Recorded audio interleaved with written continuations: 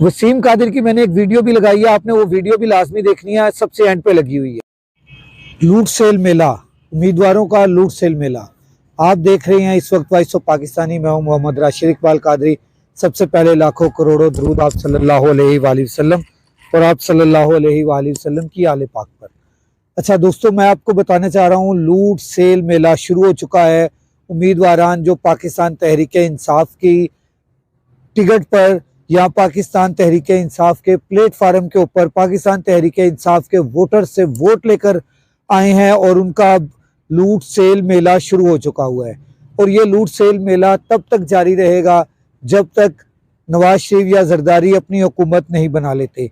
पाकिस्तान तहरीक इंसाफ को हुकूमत पंजाब के अंदर बनाना बहुत मुश्किल कर दिया गया है, और इसी तरह वफाक के अंदर बनाना वो भी बहुत मुश्किल कर दिया गया है। हालांकि पाकिस्तान तहरीक इंसाफ के उम्मीदवारान जो आज़ाद उम्मीदवारान थे वो बहुत ज़्यादा तादाद में, बिल्कुल बैरिस्टर गौहर साहब ने बिल्कुल बजा फरमाया था कि हमारे उम्मीदवार 180 हैं जो पाकिस्तान तहरीक इंसाफ की प्लेटफॉर्म पर आए और वो आज़ाद उम्मीदवार कहलाए, और मगर वो जीत चुके हैं। वो 180 हैं, इसमें कोई शक नहीं है। इनमें से चंद एक लोगों को, मतलब कि तकरीबन 70 के करीब लोगों को हरवाया गया। इनमें बड़े मशहूर नाम हैं, जैसे नवाज शरीफ साहब मनसीरा से खड़ा थे, वहाँ से भी उनको हरवाया गया। जो यहाँ पे यास्मीन राशिद थी उसको भी हरवा दिया गया। फिर इसी तरह ज़हीर अब्बास खोखर को हरा दिया गया, सुलेमान अकरम राजा को हरा दिया गया। उसके बाद करामत खोखर के भाई को हरा दिया गया, मियाँ जावेद उमर को हरा दिया गया। उधर से आ जाएं तो 3-4 और जो मियाँ अजहर साहब हैं। इसी तरह आप लाहौर की मैं आपको बात कर रहा हूँ। वसीम कादिर क्यों जीत गया, इसके पीछे क्या रीज़न थी? वसीम कादिर आखिर में है कौन? वसीम कादिर आखिर में था कौन? वसीम कादिर नून लीग का एक लीडर था।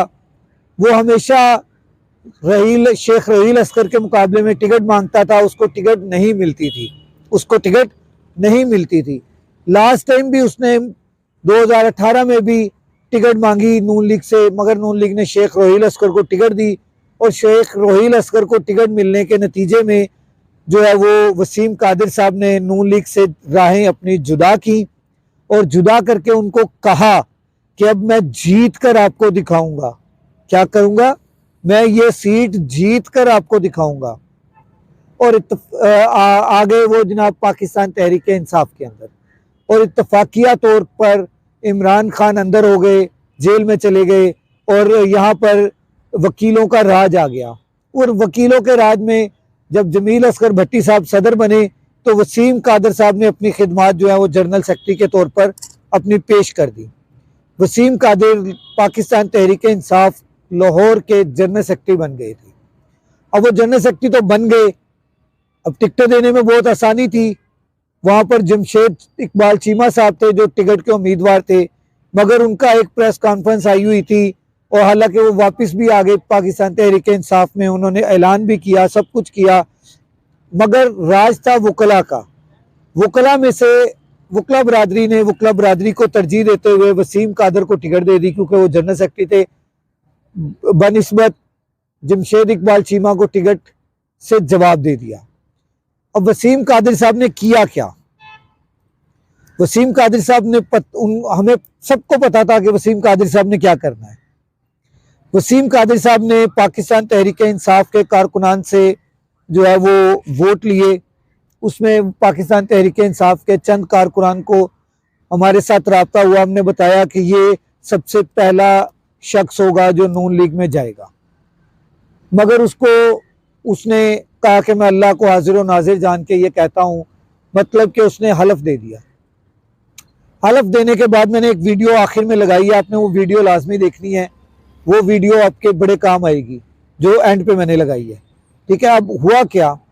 हुआ ये कि जैसे वो जीत गए, जीतने के फौरन बाद उनको हरवाने के लिए एक ग्रुप एक्टिव हुआ, और दूसरा ग्रुप नून लीग का एक ग्रुप उनको हरवाने के लिए एक्टिव हुआ, जैसे बाकी लोगों को हरवाया गया। मगर एक नून लीग का ही दूसरा ग्रुप जो है वो सामने आ गया। उसने वसीम कादिर को हारने से बचा लिया। वो ग्रुप कौन सा था? वो ग्रुप था मरियम नवाज का।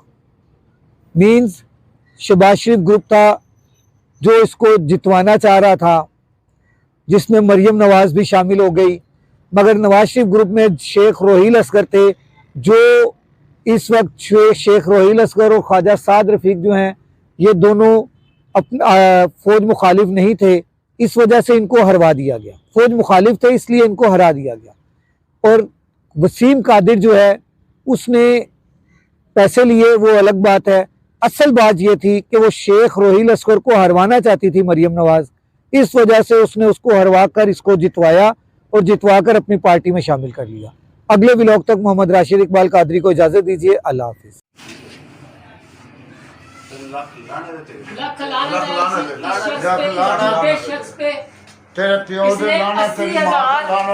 पाकिस्तान के वोटों को जाया किया है, ये खबीस इंसान है, बगैरत इंसान है। हम इसे कभी माफ नहीं करेंगे और इंशाल्लाह हमें वोटर की हैसियत से जो भी कानून हमें उसमें बताता होगा, हम इसके खिलाफ अपील करेंगे, इसको जलील और रुसवा करेंगे, इसके खिलाफ हम अदालत में जाएंगे। इसने 80,000 अवाम का दिल दुखाया है, ये बगैरत इंसान है। दगड़ नस्लें बेचने वाला है, ये कुत्ती का पुत्र है, ये सीम कादर तो कुत्ती का पुत्र है, तो कुत्ती ने चल इसको लोग 40-40 किलोमीटर दूर से वोट डालने आए। हमने अपनी आंखों से देखा, इस्लामाबाद से लोग सीम कादर तो के कुत्ती ने तो इंसान ने ये जो अपनी औकात दिखाई है, चंद टकों की खातिर अपने आप को बेचा है। इतना सस्ता मानी ये जो बात है। अब सीम कादर है तेरी तू के कुत्ती ने तनु जमेगा, तनु के इंसान दी बच्चे ने नहीं जमेगा। लानत तेरे नस्ल ते लानत। और इसने कुरान पे हलफ दिया है, ने तनु खरीदा उन्होंने 100 लानत वो लानतियां ने तनु खरीदा। अब पैंदिया खसना और तेरी नस्ल में अल्लाह तबाह करे ते तनु खरीदण वालियां दी नस्ल में तबाह करे। साडे पाकिस्तान में लाके बैठ गया कुरान चुक के ओ खंजीर दिया। इस लिहाज से इसने कुरान पाक की भी बेहुरमती की है, ठीक है। इसने पाक कलाम पे हलफ दिया, इसने पाक कलाम पे हलफ दे के, ठीक है, हमारे कुरान पाक की एक किस्म की तौहीन भी की है। हम इसे कभी माफ नहीं करेंगे, इसकी नस्लों तक इसका पीछा करेंगे और इसको तबाह बर्बाद करेंगे।